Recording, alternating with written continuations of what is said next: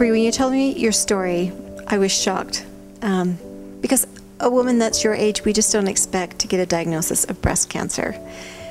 How old were you when you got that diagnosis? I was 28 when I was diagnosed with breast cancer. And so what was going on in your life at the time, in your personal life? Honestly, I would tell you that my life was perfect. We'd just been blessed with twins after having 2 years of infertility problems, and my twins were 14 or 15 months old when I was diagnosed.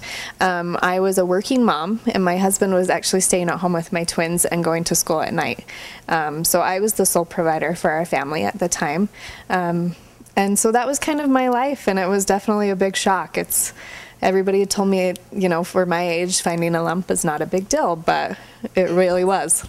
So when you get this diagnosis, kind of tell me the sequence of events that goes through your mind of the things that you realize you're going to have to face over the next year. It's pretty devastating. I mean, you get the news and it's cancer, and you've never heard that word in relation to yourself. It's always somebody else. And so when you get that diagnosis, it's obviously just the fact of like, okay, I have cancer, and the thoughts that go through your mind of people die from cancer, and then there's the possible treatments that you're going to have to do in order to overcome that.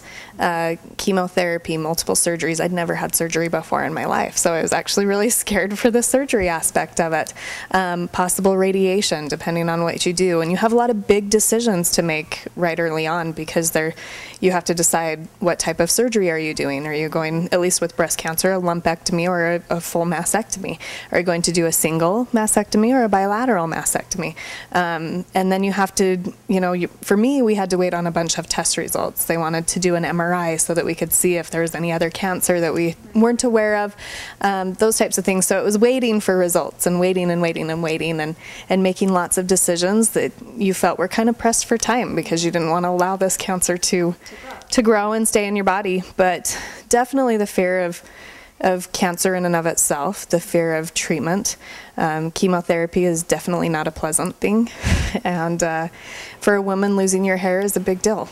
And it was a really hard time in my life when we shaved my head and we started going through that whole process.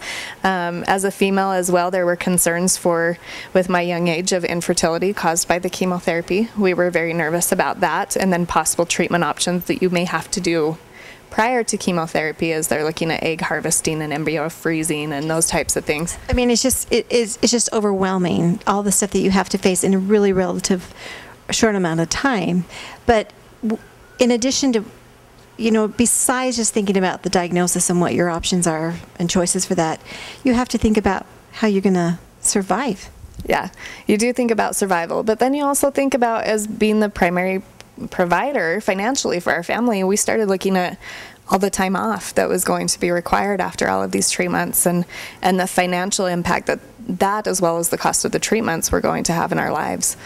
Yeah, so it almost seems, it just seems, unfair that not only do you have to deal with a devastating diagnosis, but then you have to realize that you got to be able to get through the next season of your life and be able to stay afloat financially. How did you come in contact with Cache Valley for Hope?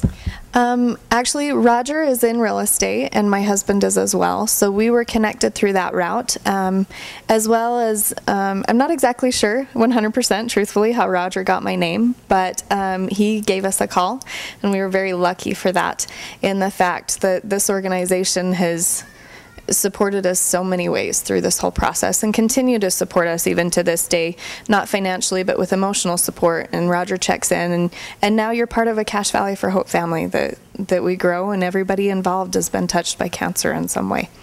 Talk to me a little bit more about the emotional support that you get from this organization.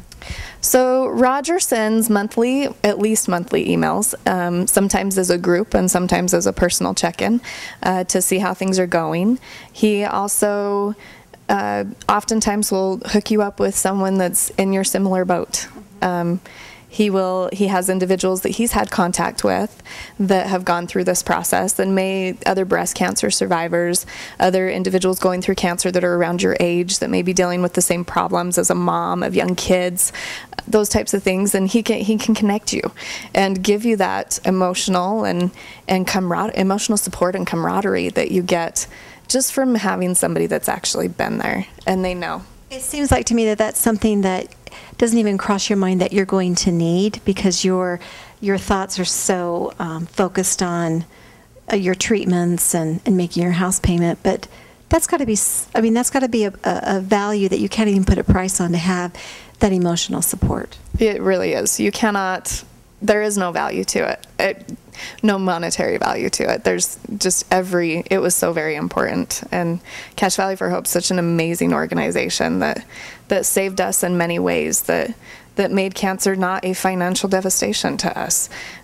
Because something like that can put you into a complete and utter, oh yeah, exactly, with debts and everything else. So that support was amazing. The emotional support was immeasurable and insurmountable. It was really, really nice to just be connected with a big family that's been touched by cancer. You also said something to me earlier about the people that work for this organization. The people that work for this organization are amazing. They in and of themselves have all been touched by cancer in some way, or have been very committed to this cause. And they're just amazing. They volunteer their time. They're not paid for anything. And I would honestly say that in my guesstimation, at least 98 to 99 cents of every dollar that's donated to Cache Valley for Hope is actually going to a cancer patient. That is so amazing. This is such a wonderful organization. This is something you become involved in, either by volunteer time, making a financial donation of some kind. So glad that you've been helped by Cache Valley for Hope. Thank you so much, Bree. Thank you.